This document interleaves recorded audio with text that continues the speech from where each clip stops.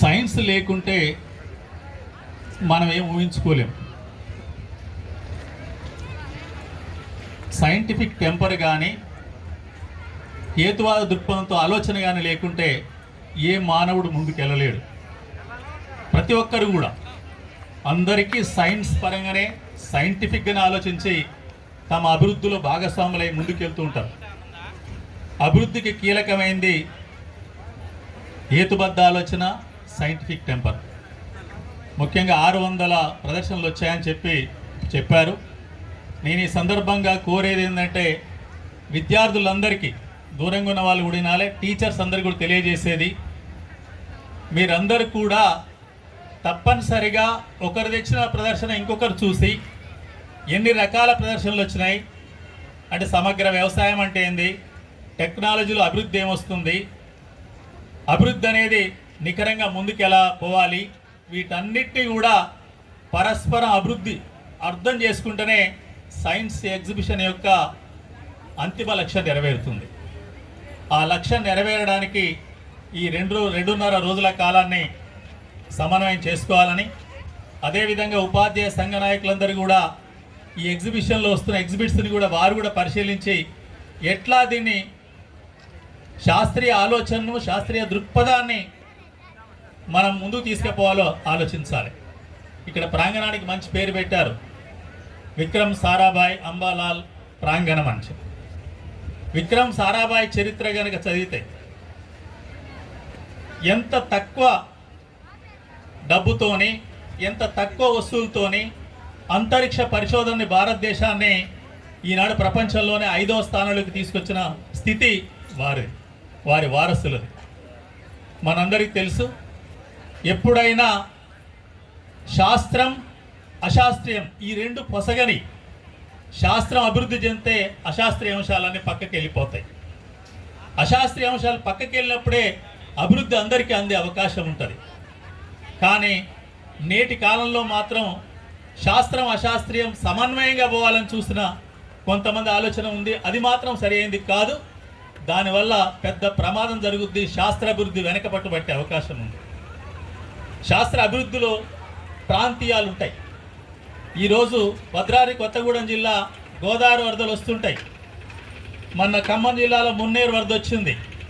ఈ మధ్యన అషరాపేటలో కూడా క్లౌడ్ బర్స్టింగ్ జరిగి పెద్ద వరద వచ్చింది.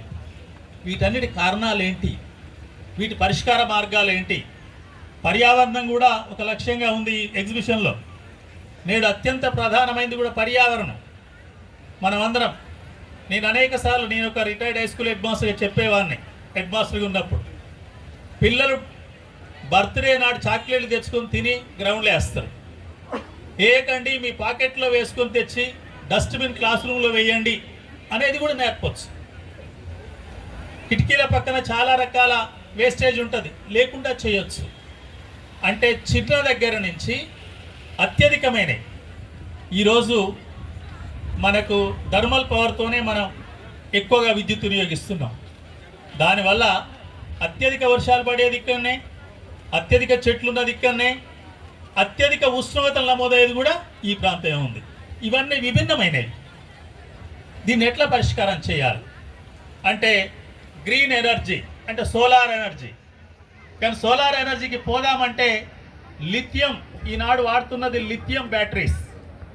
లిథియం ప్రపంచంలో కొద్ది దేశాల్లోనే లభిస్తుంది, భారతదేశంలో చాలా తక్కువ లభిస్తుంది. కానీ లిథియానికి ప్రత్యామ్నాయం ఏమైనా ఉందా? అది నేడు భారతదేశానికి అత్యవసర పరిశోధనగా దాన్ని ముందుకొచ్చిన సమస్యగా ఉంది. అదేవిధంగా ఇంధనాల్ని, అంటే మనం ఆర్గానిక్ ఇంధనాల్ని, డీజిల్, పెట్రోల్, బొగ్గు తక్కువ ఎట్లా ఉపయోగించగలం, తక్కువతో శక్తి ఎట్లా ఉత్పత్తి చేయగలం, ఆ వైపుగా సాగాలి. వ్యవసాయంలో చాలా చూపెట్టారు, మేము చూసిన ప్రదర్శనలో సమగ్ర వ్యవసాయం, ఇంటిగ్రేటెడ్ అగ్రికల్చర్ అని చెప్పి. కానీ నిజంగా వాస్తవంగా చూసినట్లయితే ఏ ప్రాంతంలో కూడా ఇంటిగ్రేటెడ్ అగ్రికల్చర్ జరుగుతలే. నీళ్లు బాగున్నాయంటే వరి తప్ప ఇంకోటి వేసేందుకు సిద్ధపడతలేరు. ఇక్కడ మామిడి తోటలు అనాది వస్తున్నాయి. రెండోది ఇప్పుడు పామాయిల్ వచ్చింది, పామాయిల్ తోటలు. పత్తి కొద్దిగా ఉంది. ఇక మిగతా పెద్దగా ఇంట్రెస్ట్, వాటి మీద శ్రద్ధ పెట్టే అవకాశం తగ్గింది. కాబట్టి వీటిని బాల వైజ్ఞానికలు వచ్చిన విద్యార్థులు దీన్ని ప్రచారం చేయాలి. రాజకీయ పెద్దలు కూడా దీనిపై ఆలోచించాలి. ఏమైనా అభివృద్ధిలో శాస్త్రం చాలా ముఖ్యం. ఈరోజు అందరం వాట్సాప్ కాల్ వాడుతున్నాం. భూమి గుండ్రంగా ఉందన్న శాస్త్రవేత్తను చంపిన ప్రపంచం ఇది యూరప్ ఖండంలో. కానీ ఆ భూమి గుండ్రంగా ఉన్నదని తేలబట్టే, న్యూటన్ సూత్రాన్ని అర్థం చేసుకోబట్టే రాకెట్లను ఉపయోగించి, కృత్రిమ ఉపగ్రహాలు ఉపయోగించి ఈరోజు అందరం సెల్ ఫోన్లో మాట్లాడుతున్నాం, వీడియో చూస్తున్నాం. ఏ దేశంలో అంటే భూమికి ఈ పక్కన ఉన్న భారతదేశ వాసులు భూమికి ఆ పక్కన ఉన్న అమెరికా వాసులతో మాట్లాడుకునే అవకాశం వచ్చింది. ఈ రకమైన సైన్స్ టెంపర్ను ఇంకా పెంచవలసిన అవసరం ఉంది. సైన్స్ పక్కన అశాస్త్రీయ అంశాలు ఏమున్నా కూడా వాటిని తుంచవలసిన బాధ్యత అందరిపై ఉంది. పోలీస్ మిత్రులు కూడా దానికి బాధ్యత వహించి ముందుకు వెళ్ళాలని మేము కూడా మీతో ఉంటామని చెప్పి తెలియజేస్తూ, ఏమైనా మంచి ప్రదర్శనను జిల్లా విద్యాశాఖ అధికారి, ముఖ్యంగా స్థానిక శాసనసభ్యులు మొత్తం తానై నిర్వహిస్తున్నందుకు అభినందిస్తూ, వారు చెప్పారు, నేను అదే లక్ష్యంతో పనిచేస్తున్న విద్య వైద్యం ప్రజలందరికీ ఉచితంగా అందాలి. ఆ రెండు అందితే అభివృద్ధి కీలకం. ఆ తర్వాత మౌలిక వసతులు కూడా నా లక్ష్యం అని చెప్పారు. ఈ మూడు కనుక సరైన రీతిలో అభివృద్ధి అయితే చాలామంది ఎవరి బతకాలు బతకరు, ఎవరి ఉపాధి వాళ్ళు చూసుకుంటారు. ఆ కోణంలో ముందుకు పోయే అవకాశం ఉంటుంది. కానీ ఏది చూసుకున్నా కూడా ప్రకృతిలో వనరులు పరిమితం. ఆ వనరులు అందరూ ఉపయోగించుకునే రకంగా వాడుకుంటేనేమో దీర్ఘకాలికంగా అభివృద్ధి కొనసాగుతుంది. కొందరే వాటిని ఎక్కువ ఉపయోగిస్తే మాత్రం విధ్వంసానికి దారి తీస్తుంది. ఇది కూడా సైన్స్లో ఒక భాగమే, సైన్సే చెప్తుంది. ఆ రకంగా ముందుకు వెళ్దామని చెప్పి ఈ కార్యక్రమాన్ని ఇంత దిగ్విజయం చేసిన స్థానిక శాసనసభ్యులు జాడే ఆదినారాయణ గారికి మరొకసారి అభినందనలు తెలియజేస్తూ, జిల్లా విద్యాశాఖ అధికారికి, విద్యాశాఖ మొత్తంలో పనిచేస్తున్న ఉపాధ్యాయులు, అధ్యాపకులు, ప్రిన్సిపల్స్, ఎంబీఓలు, హెడ్ మాస్టర్లు, ముఖ్యంగా విద్యార్థులకు మరొకసారి అభినందనలు తెలియజేస్తూ ముగిస్తున్నాను.